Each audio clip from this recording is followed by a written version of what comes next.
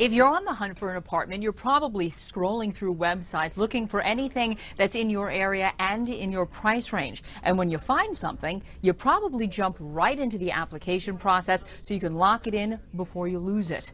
Well, that's what one man in Naples did, and it didn't end well. 36-year-old Rosendo Ruiz is a cook at Brooks Burgers in Naples.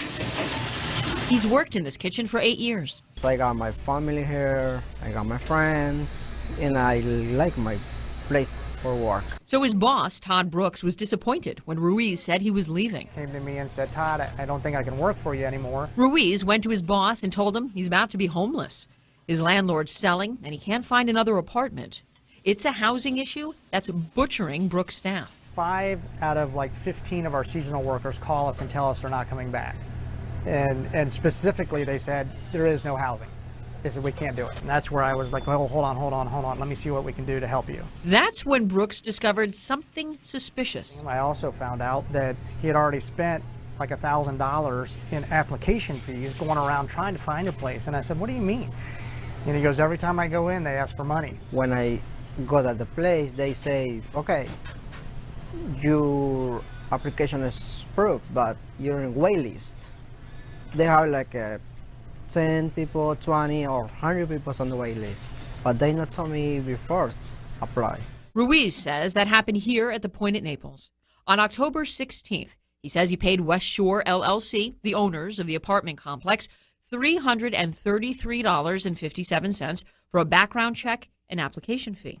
Days later, he found out he didn't get the place. Be there, they say, oh, the apartment is rent, but we have one more. Okay, I tried to apply there, and they charged me more money. A week later, he says West Shore LLC charged him $331.95 for another background check and application fee for a second unit in the same complex. That time, Ruiz says he got turned down because he didn't qualify. So he's out $665.52 in fees for just this one apartment complex. So he's got an entire week's paycheck that he has handed over to property managers. I went to the complex to get some answers. The staff wouldn't talk and refused to give me their manager's full name and contact information. So I reached out to West Shore LLC in Boston. Hi, Michael. My name is Celine MacArthur. I'm calling from Wink News in Fort Myers, Florida. Minutes after my call, nearly half of Ruiz's money was refunded. The rest was returned the next morning. The company wouldn't talk about Ruiz's case for privacy reasons. They also wouldn't tell us how they handle applications when there are multiple people vying for the same unit. RE/MAX real estate agent and property manager Melanie Listrom doesn't represent Ruiz or the Point at Naples, but I asked her to weigh in. Honestly, that shouldn't happen because they shouldn't make application if it's not available. Really?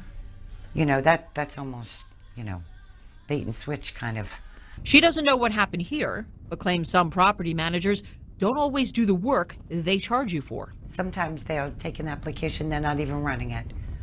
They're just taking the application, leaving it sit there. Brooks found Ruiz an apartment and secured it for him by co-signing the lease. It's hard enough to find good people, much less if you lose your good people, then you're really in trouble. In the restaurant industry, and I think I speak for most restaurants, they look at their employees as family. I'm happy, and I told my wife we have a place to live in. Before you apply, ask questions. Is the unit available? How many people have applied for the unit? Is there a wait list? And do you charge for the background check and the application fee if you're at the end of the line? Also, if you're wondering if they actually did the background check, you can ask them for proof. In the meantime, if you have something you want me to investigate, email me at investigations@winknews.com.